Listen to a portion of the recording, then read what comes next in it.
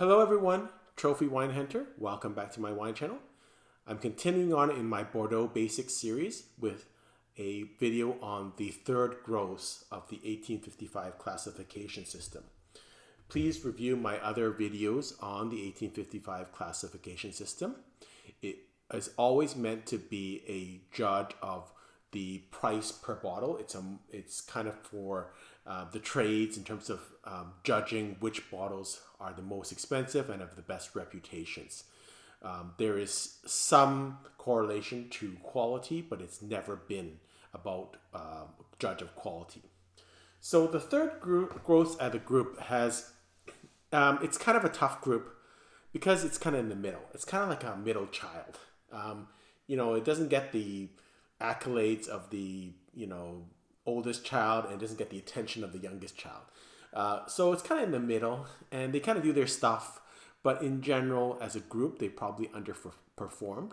It is interesting to note that, most of the wines in the 1855 classification system came from Pauillac region, but there are no third gross from the Pauillac region.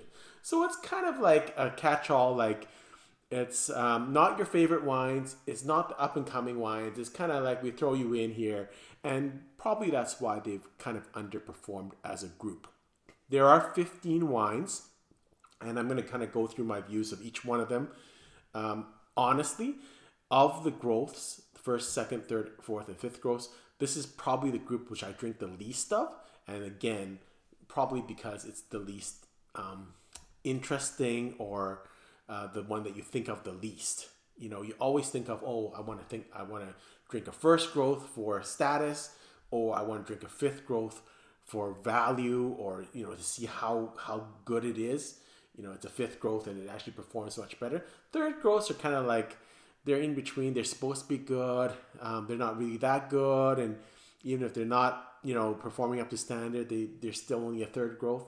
So it's kind of in between, and that's probably why as a group they have not really got a lot of attention.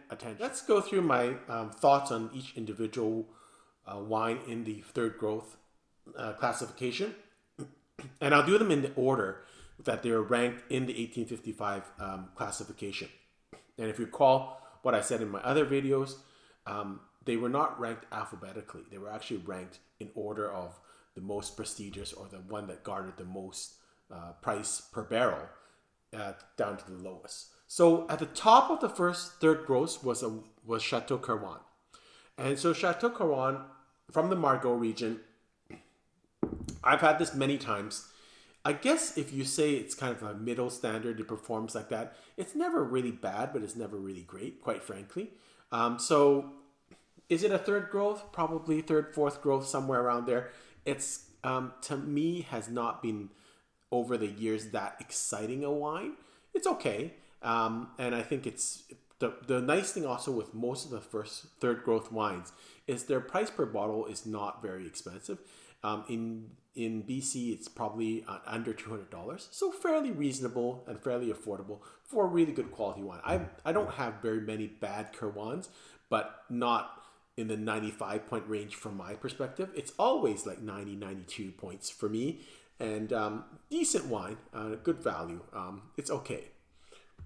The next wine is, I don't have a bottle here, but I will have a picture at the end of it, is a beautiful label called Chateau Dubignon.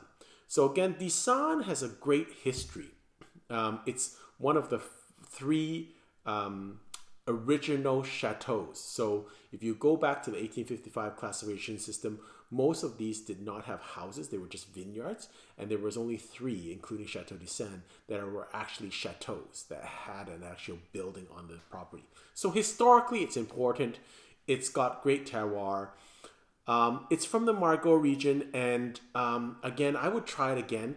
My experience with it is similar to Kirwan in that it is decent, provides decent value, never really that bad. But maybe it's time to try them again, because knowing that I do think that the Margaux region is experiencing a renaissance and they are producing much better wines. So maybe they can kind of elevate. These are dark horse wines that may improve. I haven't had them for a while, so maybe it's time to try it again. The next wine is Chateau Lagrange. So this is the 2002 that I had. I bought a case. I still remember this. Great value when I bought it. That's what I recall from Lagrange. Again, similar to Kirwan in terms of, is it overperforming? Not really. It's probably at a third or fourth growth level. It's really affordable. And so that's kind of nice. So if you're looking to hunt for growth wines for status and you want to say I'm drinking a third growth, this is a great wine to drink because it's not that expensive. Probably put it on the same level as, I would say, a little bit lower than Kirwan and Desmiral in terms of quality, but really pretty decent quality.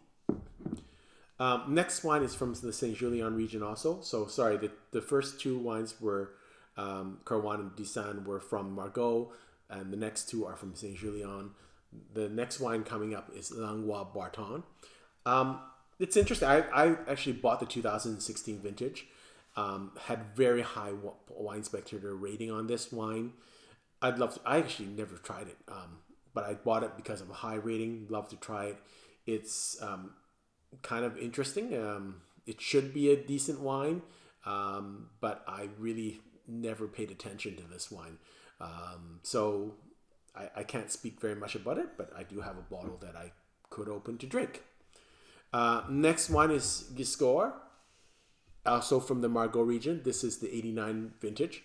So Giscours I haven't had lately just because I don't really think between the 2000 and 2000 early 2010s, Margaux wasn't really producing really great quality wines, in my opinion. I think they are, so it might merit another chance to taste them. I know that old Giscours was great. The 89 I still recall was great. All old Giscours that I always have is always exceptional. Probably at its best is better than Kirwan. I really like this wine. If in good vintages, it has some really good potential. And again, with all these wineries, I think they just need to have some type of something to happen to them. Maybe some type of push that will push them to their quality level. I think they could give more, and I think that their upside is quite high. Now we're going to go to a couple of what I think. Oh, sorry. The next wine is Malescot St. Exupery. I've done a review of that wine, and I'll have it at the end of this. I really think of the wines that I've covered. I haven't had the other wines, but Malescot St. Exupery I think is an up and coming wine. I think it's undervalued. Everything from probably 2015 onwards is spectacular. Maybe even earlier than that, maybe 9 or 10 or maybe 5. It's really a good winery. Underrated. Couple of reasons. One, it's Margaux. Two, it's got a kind of not that attractive or expensive looking a label. And three, it's really hard to pronounce. So it's hard to remember. But I think of those ones, I've had that, and I really like Malescot St. Exupery. I think it's a spectacular winery and gives you great, great value. The next two, unfortunately, I don't feel the same way. It's I don't have bottles of them. I will have pictures at the end because I have drank them more just for interest and just to try them. They were originally one winery, but now are divided in two. One is Chateau Cantenac Brown, and the other one is Chateau Boyd Cantenac. Both from the Margaux region. They're okay. The only thing great about, in particular, Boyd Cantenac, it's got a terrible label. And I will show a thing of that, a screenshot of the label. It's terrible. But the price is very low on this wine. So along with Lagrange, it's like most of these wines are in the high 150 to 200 wine. Boyd Cantenac is always in the low hundreds, like barely 100. And same thing with Chateau Lagrange, like 120, 125. So you can get a kind of a deal on that. Next one is Chateau Palmer. So this of the wines is probably the star of the third growths. I don't know actually why. It's, if you look at the classification, it should be in the middle or bottom rung of the third growths. I think they've done a great job with their terroir. Bordeaux is magnificent, and their wines are really stunning. Probably at top second growth level. So this is the star really of the third growth, but also it's a representative of the price. I think the price of Palmer is normally probably 3 times what it is any other wine in the third growth. So you're going to pay for it, but the quality is there. This is the 88 Palmer. I think I've also reviewed another Palmer in my videos, which I'll put at the end. But stunning wine, along with Chateau Margaux, really the stars of the Margaux region. And well, for sure, a third growth, probably a bit higher. The next one is a wine called Chateau Lagune from the Medoc region. Carolyn Frey is the winemaker. This is the 86 vintage that I drank. Wonderful. La Lagune has always been, for me, a very good wine. I've loved the wine, loved the softness of the wine. Think the winemaker is really great. I haven't heard any new innovations to it, so I think it really performed well between the 88 to 2000 period. I haven't drank the wines lately, so I don't know if it's continued to improve, but I like the quality of the wine, and I've always liked the wine. The next 2 wines I've never seen, and if anyone's drank them, I'd be interested in what you feel about them. They're very difficult to find, and one is Chateau Desmiral, and one is Chateau Dubignon from Margaux region. I think most of that is their production is sold in Europe, and so it's very, very hard to find in North America, and there's not a lot of demand for that wine.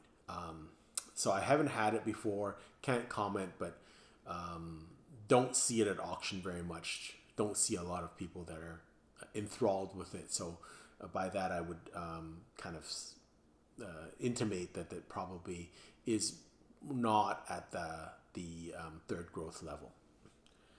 Next wine is a controversial wine, Calon Segur. So Calon Segur, it's got the heart on it. It was at one time owned by the same people as Chateau Lafite and I think Chateau Latour, and they sold it off, but the heart was still with Calon Segur. So I love the story of Calon Segur. It's much like Desmiral in terms of the story is great. Having said that, the wine generally doesn't match the story. So I'd love to love this wine, and I'd love to love Desmiral because the stories are great, but my experience is it's always been okay, and the story is better. I wish it was better. I wish I could love it more, but it's okay. And I think it would be on the same level as Kirwan, Desmiral for me. Next we get to Ferriere, and again, to me, it's never really shown as a third growth. So I can't recommend it. It's a great label. It's a great name. It looks beautiful. I'd love to love it more. But again, it's in the school of Calon Segur, where it's okay. It probably, and again, if you look at third growths as just like in the middle wines, then maybe all of these are of that level. They're okay. The price point isn't high, but they're not gonna wow you. None of these wines are gonna. I would say I don't think I've ever had one of these wines that has beaten which I would prefer in a nighttime where I'm drinking first growths. Maybe second, like Palmer, maybe on a second growth. But they're good wines, but at the third growth level.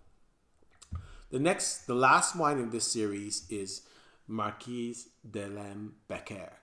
I'm really high on this wine, and so I had an older bottle, so this is the label changed. Like this was their old label. This is 2005. Terrible. To me, it's kind of terrible. Look at how much better it is now.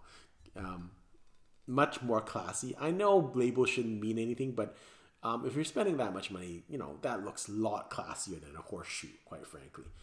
I'm high on this wine too. I think they've made some great progress.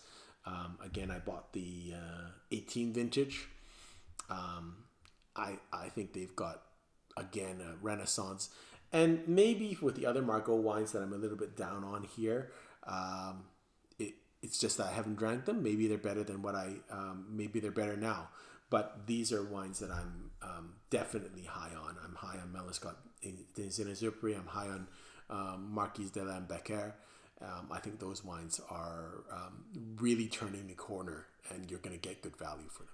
Just wanted to close up on each of the bottles because they're always magnificent. Chateau Kirwan. So this is the 99 vintage. Really drinking really well. Beautiful label. The next one is Chateau St. I will have a picture, but I don't have it here with me, a bottle. The 2002 Lagrange. Very simple label, but not as iconic as the Chateau Kirwan. Next one is Langoa Barton. Again, these two suffer from simplicity. Their labels are a little bit simple, in my opinion. Next one is Giscours. 89 was a great vintage. And then the next one is Malescot St. Exupery. I did a review of that wine on my section, which we post at the end of this video. Look at Palmer. Beautiful label. I love the label of Palmer. And then we have Boyd Cantenac and Cantenac Brown, which I will have pictures of later on in this video. Then we have La Lagune, which I think is also a wonderful label. I think this is the 86, so I think they've changed their label a bit and modernized it a bit. Calon Segur with the heart. I think it's a great label. And then Ferriere, which is again going back to a fairly simple label. And then you have de Lambecker, which this is their old label and their new label, which I think is a marked improvement. So here are photos of the wines that I did not have photos of. So this is Chateau St from the Margaux region. Nice label. You can see how similar it is to Palmer, and all the Margaux region wines seem to have similar labels. I've had a label of Chateau Lagrange, but this is the 29 Lagrange. And look at how iconic the label is. Really so beautiful, the artwork. The next one is Chateau Malescot St. Exupery. I've done a full review on this wine, and you can see it at the end of this video. This is Cantenac Brown, also from the Margaux region. Look how similar it looks to Desmiral and Palmer. And then the last one is Boyd Cantenac. They really need to do a better job. This is as simple a label as you can get, so they should really do something. Their marketing department should do something. So I wanted to summarize because I realized that I might have sounded a little bit negative about these wines when I went through them earlier in this video. As a group, I think the third growths provide good value. If you like this idea of drinking growth wines, that's a plus because they are third growths. They're not that expensive. They're usually under $200.